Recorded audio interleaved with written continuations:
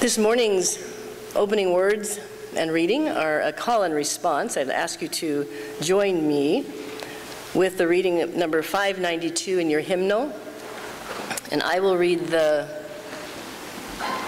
straight words, and you can read the ones in italic. Is that what you call them, straight words? What do you call them? Something's straight in this town. Yes. So number 592, which is by William Ellery Channing. It's called The Free Mind. And I will begin, and if you would join me on the passages that are in italics. I call that mind free which masters the senses and which recognizes its own reality and greatness.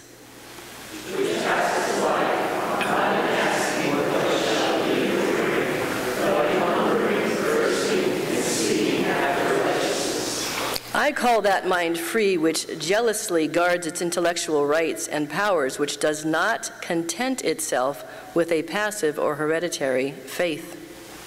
Which opens itself to light whensoever it may come, which receives new truth as an angel from heaven. I call that mind free which is not passively framed by outward circumstances and is not the creature of accidental impulse. Which discovers everywhere the radiant signatures of the Indian Spirit and identifies itself with its own spiritual knowledge. I call that mind free which protects itself against the usurpations of society and which does not cower to human opinion. Which refuses to be the slave or tool of the many or of the few and guards its empire over itself as nobler than the empire of the world. I call that mind free which resists the bondage of habit, which does not mechanically copy the past nor live on its old virtues. But which listens for new and higher emotions of consciousness and rejoices towards itself forth in fresh and higher exertions. I call that mind free which sets no bounds to its love, which wherever they are seen delights in virtue and sympathizes with suffering. Which recognizes the long human beings with the image of God and the rights of God's children, and offers itself up a willing sacrifice to the cause of humankind. I call that mind free which has cast off all fear but that of wrongdoing, and which no menace or peril can enthrall, which is calm in the midst of tumults and possesses itself, though all else be lost.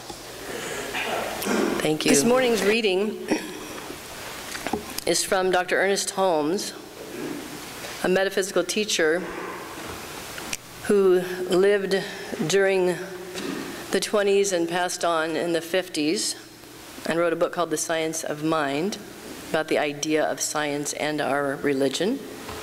This reading was from his essay on spiritual awareness. You may want to take this in as an idea to consider. It is a prayer for spiritual awareness. I am conscious that the life and the intelligence within me is some part of the universal spirit. Therefore, I know that my mind is one with the infinite mind. Being one with the infinite mind is continuously guided and directed, and all my actions are controlled by the Spirit within me. I know exactly what to do in every situation. Every idea necessary to successful living is brought to my attention. The doorway to ever-increasing opportunity for self-expression is ever open before me. I am continuously meeting new and larger experiences. Every day brings some greater good. Every day brings more blessing and greater self-expression. I am prospered in everything I do. An abundance of good is mine today. There is that within me which understands the truth, which completely accepts it, which remembers freedom, expresses freedom, and anticipates freedom. There is that within me which is completely conscious of its unity with good, of its oneness with all the power there is, all the presence there is, all the life there is. Upon this power, presence, and life I depend with complete certainty. I have absolute inner assurance that divine intelligence guides me in everything I do. I know there is an inner presence in everyone and in everything. I know that this presence responds to me. I know that everyone is an incarnation of God, the living Spirit breathing through all. I realize that everything is alive, awake, and aware with Spirit. I recognize the Spirit and it responds to me. The Spirit within me reaches out and communes with the Spirit in everyone and everything I contact. It is the same Spirit in all, over all, and through all. Our spiritual awareness is the secret place of the Most High within us. And since so much of the world contradicts this idea, the one seeking to demonstrate the principle of good must spend much time in the sense of his own thought, gathering into himself the spiritual energies of the universe, until these energies become more real than that which contradicts them. This ends the reading. When there's an idea that has a universal theme, you'll find it in many different languages. So I had fun with the bucket list because that movie came out many years ago, but it was done in at least 15 different languages around the world. It was such a popular idea, this idea of the bucket list. So I have some wonderful volunteers to help me launch into this subject. Ahora o nunca. Now or never. Antes de partir, Before leaving. Non è mai troppo tardi. It's never too late. Sans plus attendre. Without further waiting. Thank you, players.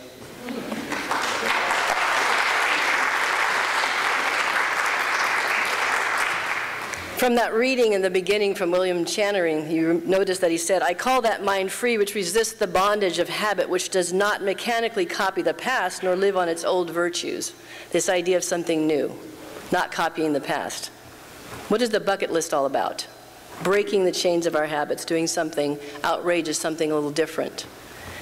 Any of you remember the movie The Bucket List? Jack Nicholson, Morgan Freeman. Do you remember the story? So they're both in the hospital, they're in the same room, and Jack Nicholson doesn't want to be in the room with Morgan Freeman because he says he looks like he's gone already. I'm going to be fine.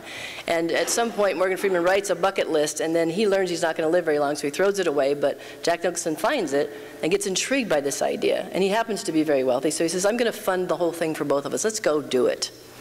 So they go off and do the bucket list together. Does anyone remember any of the kind of stuff that they were about? Yes? They climbed the Himalayas. They climbed the Himalayas. Anything else, remember? Kiss a beautiful girl. Kiss a beautiful girl. Yeah, that was one of them. Skydiving, of course. It's got to be in there, right? All kind of wild adventures. And they went to many unique and different places. This talk came to be for me because some friends of ours were sitting in the living room with us, and we said, let's do a bucket list. So I actually brought a few of the cards. Big, thick cards. I like to play. I'm a little bit of a kindergartner, so I said, let's have cards, and let's have different color pencils, and let's have stickers, and let's do a bucket list. So we came up with our bucket list, and there's so many of these, but I'll read a few. So Il Campesino, the walk in Spain, right? Okay. Live a year in France. And then it says in parentheses in little writing, or half a year in France, half a year in Italy. Okay. Yeah. Go to the Olympics. Yeah. And one friend says, I will sing, I will take singing lessons. Yeah. Another one, painting lessons. Slow raft down the Grand Canyon. Okay. And one of my favorites, which was mine actually, go back to Regensburg, Germany for the sausage. I have small dreams. Okay. All of our kids together for a full week. So you see this kind of idea, we all have this list of things that we want to do. We want to get it on our list because we recognize something about having an expiration date on this experience we're having. I remember when I first recognized that as a young person, I used to work with an organization, actually I volunteered with them for 15 years. It was called the Center for Living with Dying. And my friends used to tease me because I used to work in Silicon Valley, and I'd be at this really posh job, and then I would go off to the Center for Living with Dying, and they'd say, "Oh, you're going to your death club again." And what was interesting about it was they were so wrong about that idea. The people at the Center for Living with Dying were the most life-affirming people I had ever met. So I was drawn to hang out with them because they were so much about life. Yes, they were there grieving and grieving with people and sitting with people in grief. And yes, they were learning to sit. Elizabeth Kubler-Ross was one of their teachers, and she would help them to know. She'd say, don't just, do something, sit there. She would teach them the opposite, sit there. She taught people how to sit, because when people are in grief, we want to run around doing things for them and cooking for them and doing things, and they want you just to sit with them. So she taught them about that idea. So I would go to the Center for Living with Dying, and even though it was very positive and life-affirming, I did notice that people were leaving the planet. I did notice. I was quite young. I was probably in my 20s then. So I started to think this was unfair, this idea that there was an expiration date on this. I was just getting it. I was just kind of getting into something, getting into a groove a little bit. And I said, but I see these people who are coming and going. And Dorothy says it, I think, when she gets to Oz the first time. She goes, my, people come and go so quickly here. Right? I noticed that people were coming and going, and some of them were going quite early. And I was very confused by that. So I started to think, what does that mean? So if I could go, and if there's an expiration date on this experience, what does that mean for how I should hold it? So I had that idea kind of early on. This idea of playing full out before we hang up is something that is universal for all of us. So we have our friends with our bucket list, but I have a dear friend who just transitioned from this life this summer. And he played so full out that I got to watch him for now 8 years work with a condition. So he had a condition that was called multiple myeloma. And people with that condition don't live very long. And he lived with it for 9 years. It actually is recorded as probably one of the longest people living with that. And I was with him and his wife, who's my best friend, this whole process. And I was thinking, what was he doing with his life? I was always watching, what was he doing with his life? Because he knew it was precious, like we all know it's precious, but he knew it in a different way. He knew it because doctors were telling him every other day, sorry, we don't have anything else for you. Sorry, we don't have anything else for you. He said, I'm going to keep looking. During that 9-year period, he was the CEO of a couple of companies. He became a pilot of a plane. He took a trip around the world with National Geographic. He did not stop living. And by the way, he pushed the envelope on the medicine for everyone else. So he kept looking for things, and he would find the best and the specialist, and he had what was unheard of, which was 2 bone marrow transplants. And came back fully and lived full out in between those 2 things. And I was watching what he was after. So what he would do is he'd have an adventure in front of him all the time. He'd say, okay, now I'm going to do this, now I'm going to do that. And it would keep him moving forward. And we would sit and we'd have these talks, and I would ask him what he was looking for in the different adventures. And what I learned from him was it was not so much about climbing the mountain or going to Africa on the safari or those kind of things. It was about looking forward to being alive and being present with life and being present with wonder and awe and curiosity, because it kept the energy flowing in him. And what I noticed about all the things that we want, or we put on our bucket lists, are things that we want to have the feeling of. We want to be immersed in something. So why do we do the walk? We do the walk because we've heard that it's a wonderful pilgrimage and because it's going to lift us in some way. We're going to have amazing feelings. We're going to feel our oneness with things. We're going to feel the deepening within us about our own spirituality. And why do we go to places like Africa? Because it's wonderful and awesome, and we're going to feel that expansiveness. So there's different reasons why we go and why we do. But for each of us, just like my friend Dick, it's to save our life. It's to save our life in terms of being in it deeper, so that we're not living it on the surface. So every once in a while we put something on our list and we say, I'm going to go do that thing, but why? Okay, occasionally it's because we just want some excitement, we want to shake some things up. But usually it's for other deeper reasons. There are feelings that we're looking for. There's a way of being that we're looking for. We want the consciousness, we want the feeling of freedom, peace, joy, expansiveness, love. I've worked with a lot of people who are after certain kinds of things, and they'll be, you know, about a material thing. Let's say they're really after this car or this house or something, and they really think that's the thing they want. But as we talk it through and I say, what is it behind the thing that you want? What's the idea behind the thing? What does the car mean? And when you get to talk to people, you hear them talk about the convertible because they want the wind flying in their hair. They want to feel free, and they want to be feeling going places and doing things. It's the feeling they want, not the thing. And they know that if that thing, something happens to it, it gets wrecked or somebody scratches it, if they've attached that feeling to the thing, then suddenly the feeling goes away with the thing. And I've met more people who have reached all the heights, and we see it all the time. We read about it all the time. People have everything supposedly, but they're deeply still unhappy. Why is that? They've met their bucket list. They've checked everything off the list. They're trying to make up some more stuff, but yet they're still not feeling the feelings they want because they thought the things that they were getting had the feelings in them. But these things on our bucket list, they just bring out what's within us already. So we want to do these things because they will remind us of who we really are inside. That childlikeness of us. Do you remember when you were a child? I know I do. I used to go out in the front yard, and I would, in the summertime, lay on the grass. Just lay on the grass and feel it tickle me. And then just look up at the sky and see what was happening up there. Look at the clouds, study them a little bit. Just be beaming with delight from that moment. The feeling of the grass under my body, the looking up at the blue sky, imagining things. I never thought that was a waste of time. I never thought it was something that I was trying to get something from. I was just experiencing what was in me, which was joy. The joy was not in looking at the sky. The joy was not even in the feeling on my body. It was my ability to be open to the experience of joy. And as a child, we don't get in the way of it. We just go wherever we go, we find it. Sliding down the slide, laying on the grass, just sitting there, chewing on something. So that childlikeness of us is also why we have a bucket list, something to anticipate. You know what they say about children? If you tell them that they get to go to Disneyland, what do they say about children? They're already there, right? They're already there. They experience the joy of it, the feeling of it, all the way from the time they know that they're going and all the way through being there.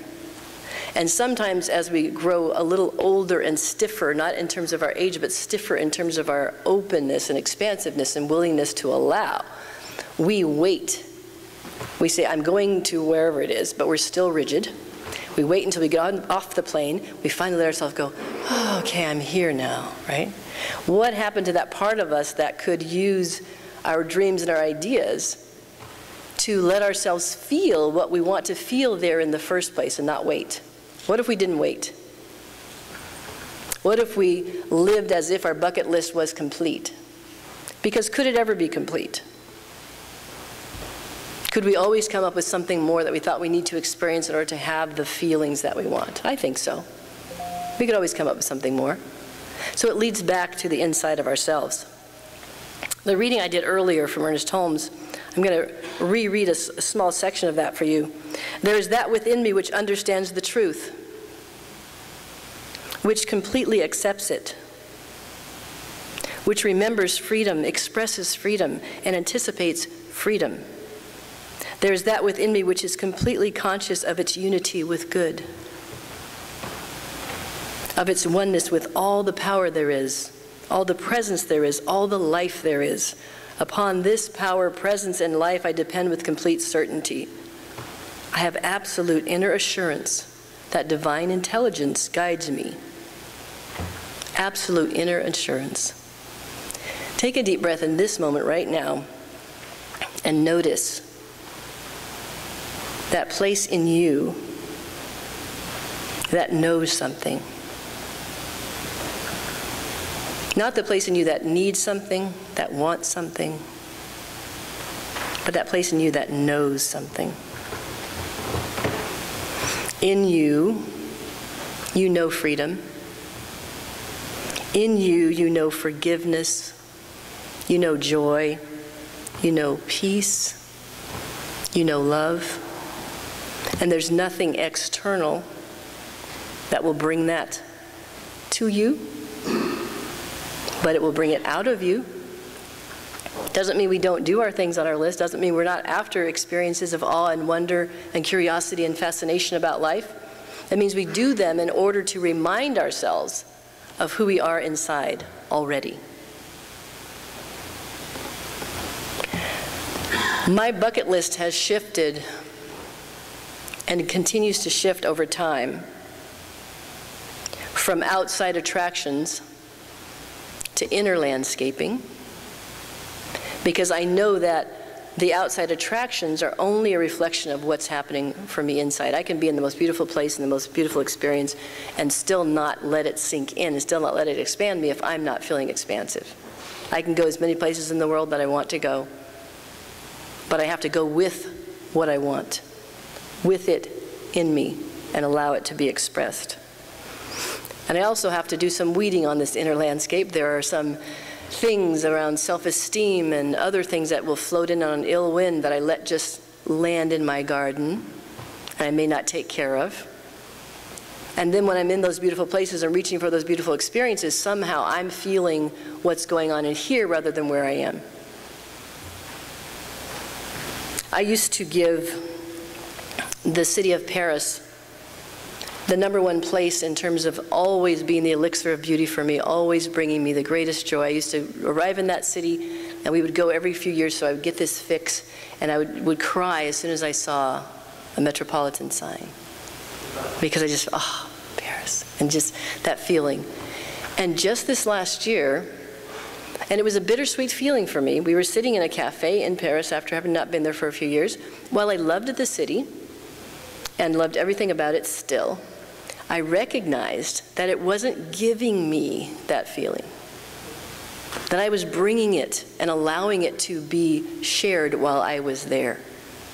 So I said to myself, why can't you share Paris wherever you are? Why can't you share that feeling of the coffee shop at Joe's as wonderful as the place in Paris in terms of being with people, sharing your light, sharing your love, having that internal light on at all times. Yes, I can feel the beauty and joy when I'm there, but it came from me, and I'm willing to be less selfish in terms of when I let it flow through, not only in the special places, but everywhere.